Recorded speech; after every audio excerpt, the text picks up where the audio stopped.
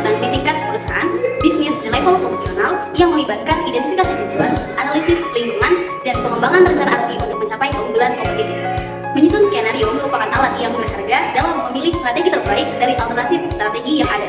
Pengambilan keputusan strategi harus memperhatikan risiko yang dapat diterima, tekanan dari stakeholder, dan kebutuhan serta keinginan manajemen tujuan.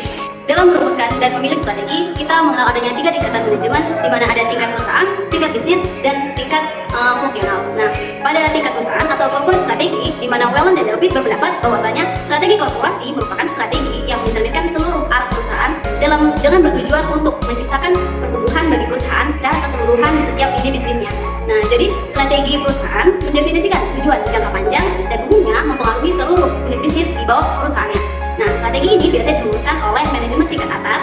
Nah, terdapat beberapa pilihan strategi yang dapat diterapkan pada tingkat ini, tergantung pada situasi dan kondisi yang terjadi di perusahaan.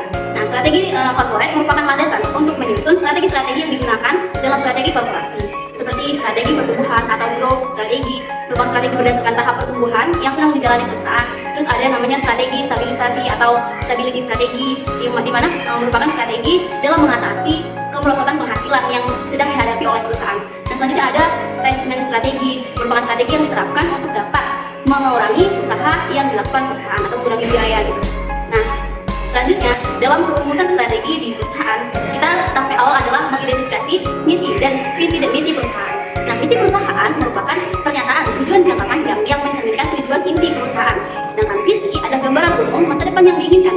Identifikasi ini memberikan dasar untuk menentukan arah strategi perusahaan.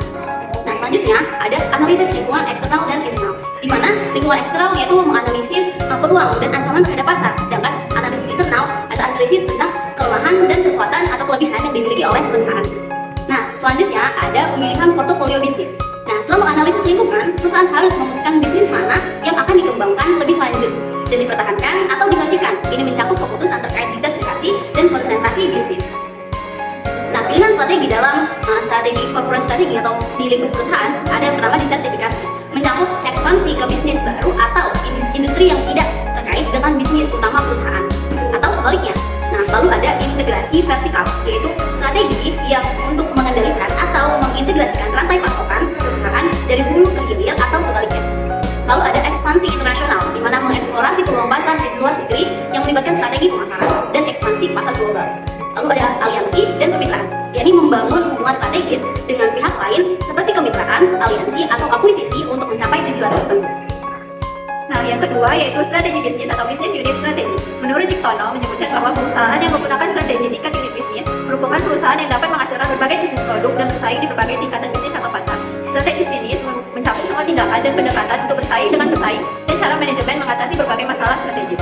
Strategi bisnis biasanya dirumuskan sejalan dengan strategi perusahaan. Fokus utama dari strategi bisnis adalah pengembangan produk, inovasi, integrasi, pengembangan pasar, diversifikasi, dan sejenisnya. Strategi bisnis terdiri dari strategi kompetitif dan kooperatif. Dengan demikian, strategi bisnis perusahaan tersebut dapat ditekankan pada strategi bisnis unit, strategi bisnis group, natural bisnis, dan product market unit. Pada strategi level unit bisnis memiliki karakteristik sebagai berikut. Yang pertama, memiliki visa dan strategi. Yang kedua, menghasilkan produk atau jasa yang berkaitan dengan misi dan strategi. Yang ketiga, menghasilkan produk atau hasil secara spesifik. Yang keempat, bersaing dengan pesaing yang telah diketahui dengan jelas. Perumusan strategi yang pertama ada analisa posisi pesaing, di mana perusahaan harus memahami posisinya di pasar dan bagaimana ia dapat menciptakan keunggulan kompetitif yang membedakannya dari pesaing lain. Yang kedua, segmentasi pasar, membagi pasar menjadi segmen yang dapat diidentifikasi untuk memahami kebutuhan dan preferensi pelanggan. Yang ketiga, pengembangan proporsi nilai, di mana fokus pada pengembangan dan penyampaian nilai tambah kepada pelanggan melalui produk atau layanan yang unik. Kemudian ada pilihan strategi. Yang pertama yaitu ada keunggulan biaya, menjadi produsen atau penyedia layanan terendah biaya di industri, memungkinkan harga jual yang lebih kompetitif. Yang kedua ada diferensiasi, di mana menawarkan produk atau layanan yang unik, berkualitas tinggi, atau memiliki fitur khusus untuk membedakan diri dari pesaing. Yang ketiga yaitu ada strategi fokus, di mana fokus pada segmen pasar tertentu atau niche untuk memenuhi kebutuhan pelanggan yang lebih spesifik. Yang terakhir ada inovasi, di mana mengandalkan inovasi dalam produk atau proses untuk menciptakan keunggulan kompetitif jangka panjang. Nah, selanjutnya yang ketiga ada strategi fungsional atau fungsional strategi. Strategi tingkat fungsional merupakan strategi dalam rangka fungsi manajemen yang bersifat operasional, karena langsung diimplementasikan dengan fungsi-fungsi manajemen yang ada di bawah tanggung jawabnya. Strategi ini dapat meningkatkan area fungsional perusahaan sehingga mendapatkan keunggulan bersaing. Strategi dalam tingkat ini juga harus mengacu pada strategi bisnis dan strategi korporasi serta diformulasikan untuk mencapai beberapa tujuan unit bisnis dengan memaksimalkan produktivitas sumber daya, baik sumber daya alam, sumber daya manusia, dan sumber daya lainnya. seperti strategi produksi, strategi pemasaran, strategi periklanan, strategi penjualan, strategi sumber daya manusia, strategi inventaris, strategi keuangan, strategi pelatihan, dan lain sebagainya. Strategi fungsional memaksimalkan produktivitas sumber daya, mengarahkan pada kompetensi tersendiri yang memberikan perusahaan atau unit bisnis suatu keunggulan kompetitif. Dalam batasan-batasan strategi bisnis dan perusahaan, strategi fungsional menggabungkan beberapa kegiatan dan kompetensi dari tiap fungsi untuk meningkatkan kinerja. Dalam menentukan strategi fungsional, manajer strategis harus melakukan beberapa hal seperti berikut ini. Yang pertama ada mengidentifikasi kompetensi inti perusahaan atau unit bisnis. Yang kedua, memastikan bahwa kompetensi tersebut terus-menerus diperkokoh. Yang ketiga, mengelola kompetensi-kompetensi dalam suatu cara yang melindungi keunggulan kompetitif yang telah tercipta.